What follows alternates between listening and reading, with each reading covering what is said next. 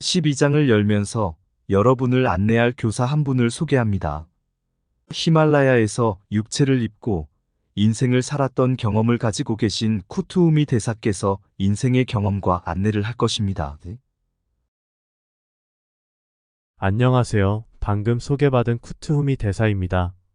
저 또한 여러분들처럼 인생을 살았었고 붓다님처럼 인생의 생로병사를 직접 체험하며 걸었습니다. 제가 살던 시대는 지금의 여러분들 세계와는 분명 다르고 또한 지구촌 구석이라고 표현되는 히말라야에서 시작되었기에 조금 다른 구석은 있었습니다. 그리고 역사시대 동안 중간중간 대륙을 오고 가면서 인생 경험을 하였기에 감히 여러분들에게 인생의 선배로서 인생에 대한 강론을 하려고 합니다. 저는 아틀란티스 시절에는 사제였던 제노의 인생을 살았고 성서에 등장하는 아브라함으로 예수님의 제자였던 시몬 베드로로 그리스의 수학자 피타고라스로 인도의 샤자한 왕으로 이태리의 성 프란시스로 스페인의 콜럼버스로 미국의 링컨으로 그리고 지금 불리고 있는 캐시미르의 쿠투우미로 살았었으니 여러분들에게 인생의 강론을 할 수 있겠지요. 어때요? 교사로서 자격이 있습니까? 그렇다고요? 감사합니다. 여러분들은 지난 시대 동안, 즉 한 주기의 문명시대 동안 어쩌면 우주적 진화 프로그램 중에서 가장 첫 단계인 법 또는 법칙에 대하여 훈련과 교육을 받는 과정을 지나왔습니다. 우주의 법, 진화하는 생명들의 법, 우주만물들의 법, 자연계의 법, 진화의 법, 인생의 법, 인류들의 법, 하늘에서 전해준 법까지 여러 형태의 질서를 훼손하지 않고 잘 지켜지며 진행될 수 있도록 하는 법에 대해 배웠을 것입니다. 역사에서 함무라비 법전을 배웠을 것이고 성서에서는 십계명이라는 율법을 배웠을 것이고 자연계의 질서에 의해서는 양심법을 배웠을 것입니다. 사회가 복잡하게 다변화하면서 각 지역에 맞는 명문화된 법들을 규정하여 인생에 적용시키고 있어서 여러분들은 법의 테두리 안에서 살아오고 있었던 것입니다. 어차피 3차원의 인생을 살아가면서 물질계에 적용된 원칙에 의해 법을 배웠던 것이고 법을 위반하면 어떻게 된다는 것을 직접 경험하며 인생을 풀어놓았던 것입니다. 코피 풀린 망아지라는 여러분들의 표현처럼 생명이 태어나면 진화의 첫 단계인 법을 배우는 것은 자유를 억압하려는 것이 아니라 질서가 훼손되지 않게 하기 위해서 질서가 얼마나 중요한지 가르치려는 목적이 있는 것입니다. 인생이 독자적으로 홀로 이행된다면야 무슨 문제가 있겠습니까? 모든 생명들이 독자로 진화하는 것이 아니라 집단화, 그룹화에서 여러 그룹들이 한데 모여 진화를 하다 보니 자연스럽게 질서가 필요하게 된 것이고 그 질서를 잡기 위해서 법이 대두되게 된 것입니다. 여러분들은 법에 대하여 너무나도 잘 아실 텐데 이런 규제가 있는 법이 등장한 이면에는 충돌들이 있었기에 그런 것임을 알고 계실 것입니다.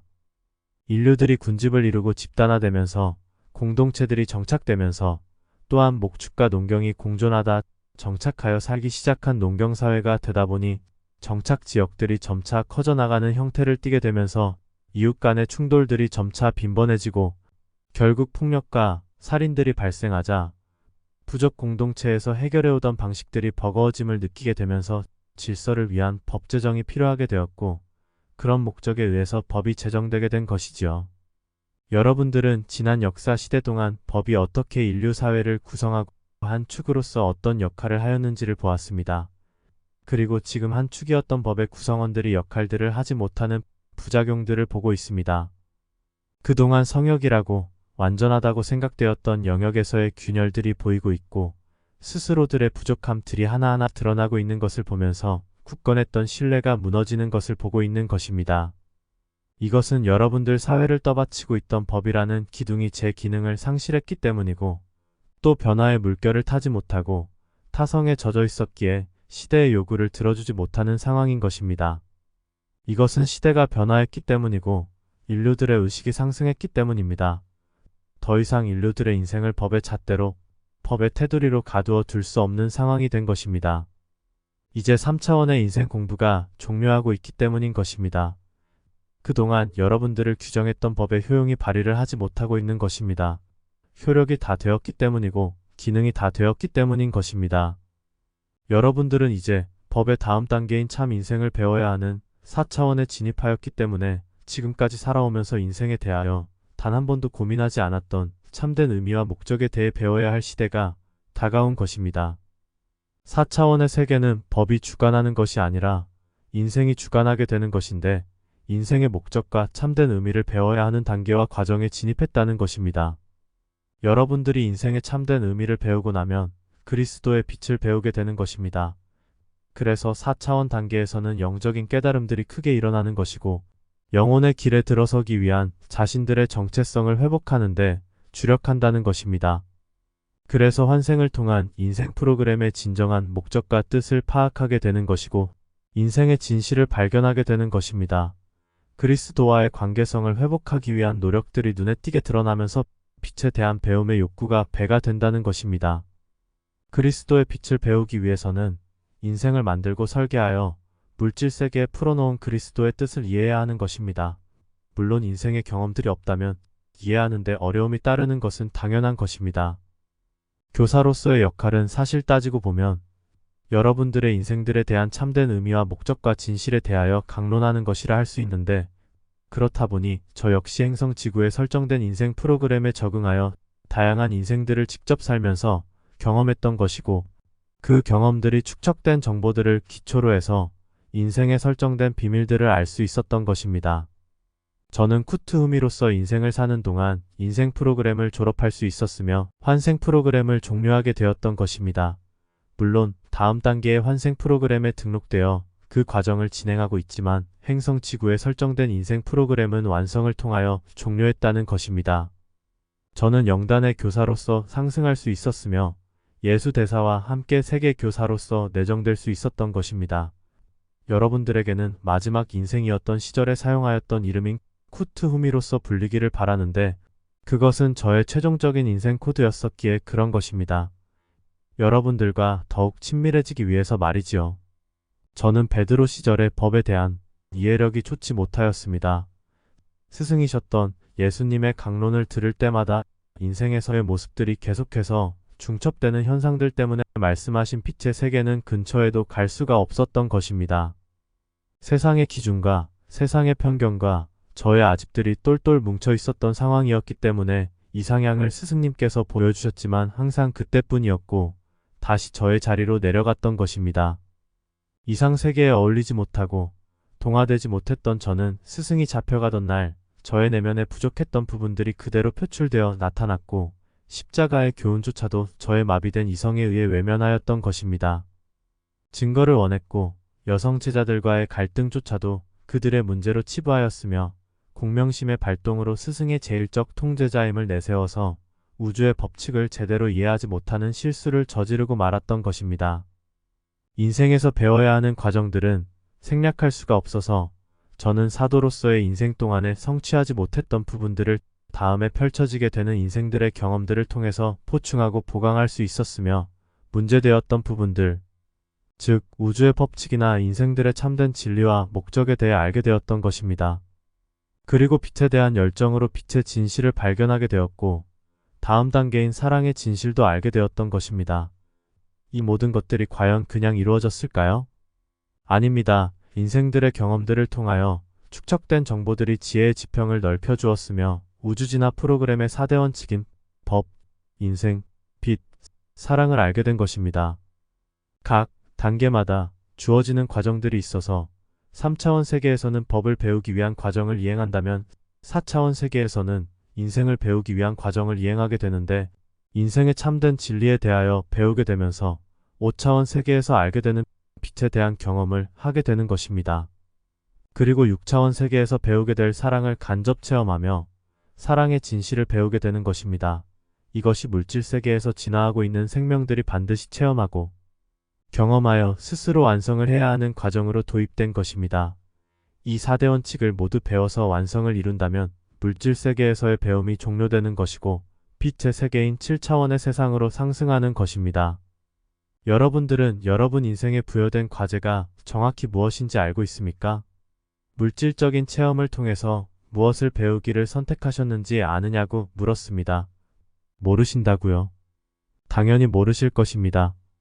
여러분들을 이곳에 보낸 영은 모든 인생에 주어진 과제를 알고 있지만 그것을 여러분들과 공유하고 있다는 것을 여러분들이 모르기에 그런 것입니다. 그럼 왜 모르게 되었을까요? 여러분들이 육체의 경험을 받아들이기로 하고 지상에서 태어날 때 모든 삶의 기억들을 하지 못하도록 봉인하였기 때문에 그런 것입니다. 여러분들은 인생을 살아가는 동안 자신에게 주어진 과제를 스스로 찾아내는 것에 동의하였고 그렇게 선서하고 나서야 육체를 입은 인생으로 태어날 수 있었던 것입니다. 여러분들은 인생을 사는 동안 자신에게 주어진 과제를 찾아 실천하여 실행해야 되는 책임을 가지고 있는 것입니다.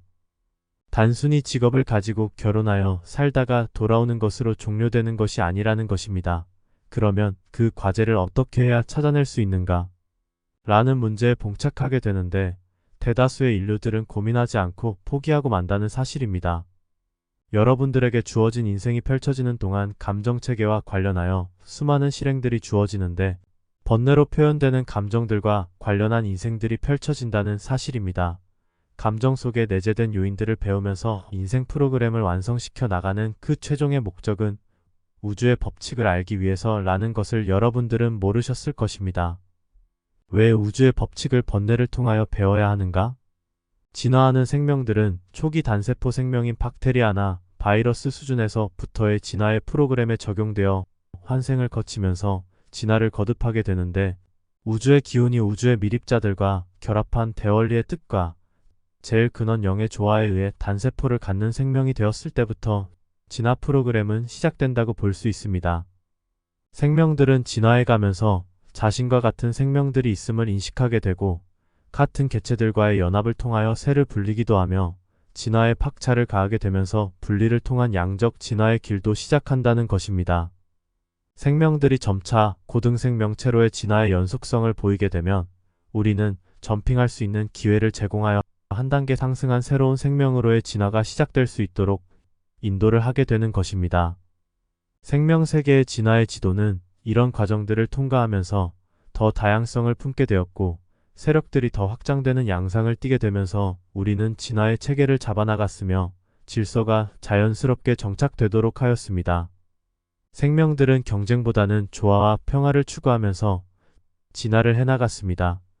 생명들은 세포 속에 내장된 고유의 진동들을 통하여 스스로가 질서를 잡아갔으며 이것이 진화 체계를 갖추어 나가는 데 원동력이 되었던 것입니다. 우주의 힘, 우주의 기운은 진동을 통하여 순환하며 우주를 확장시키고 조화롭게 구성하는 원동력의 역할을 하게 되는데 생명들의 진화에도 적용되었던 것입니다.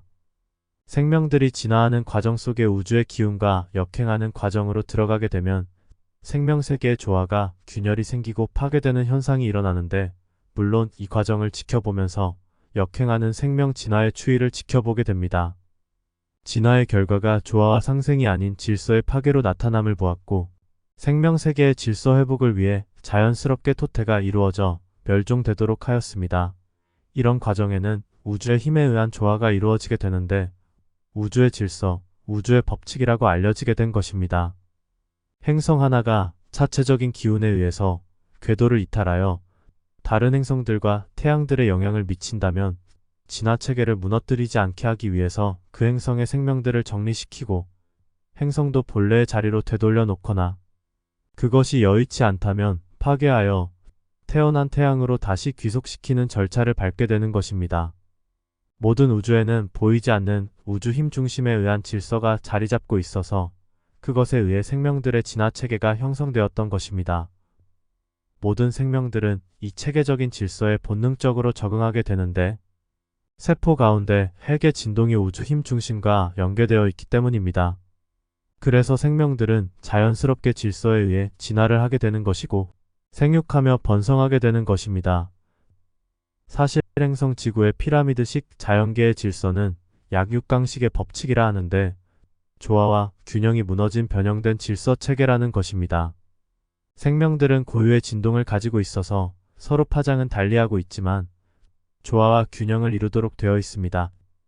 이것을 배우고 익히면서 번성하는 것인데 이 체계를 파괴하거나 균형을 상실한 생명은 다른 생명들과 연계된 진동장이 끊어지고 우주 힘 중심과도 연결이 단절되면서 자연스럽게 도태의 과정으로 들어가게 되는 것입니다. 새로운 생명들을 지어내어 기존의 체계에 유입시키는 과정 속에 인위적인 토태도 일어나기는 하지만 전체의 조화와 균형을 무시하거나 상실하지 않는 범위 내에서 이루어지게 되는 것입니다. 생명들을 창조하는 창조 역할을 하는 존재들이 이것을 무시한 채로 창조한 생명들을 생명세계에 진입시키게 되면 질서와 균형이 무너지는 현상들이 벌어진다는 것입니다. 창조한 생명이 적응에 실패하고 사라지는 것입니다.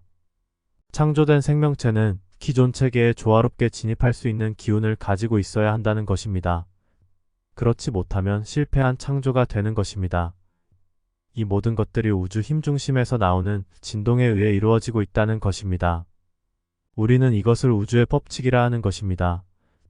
진화하는 생명들은 진화의 첫 단계에서 바로 법칙을 배우게 되는 것인데, 진화를 거듭하면서 고등생명체로서 변화하였다면 자신들 스스로들에 의한 법질서 체계들이 들어설 것인데, 계속해서 보강하고 보완하여 스스로 완벽하다 할 정도로 개정시키는 것입니다.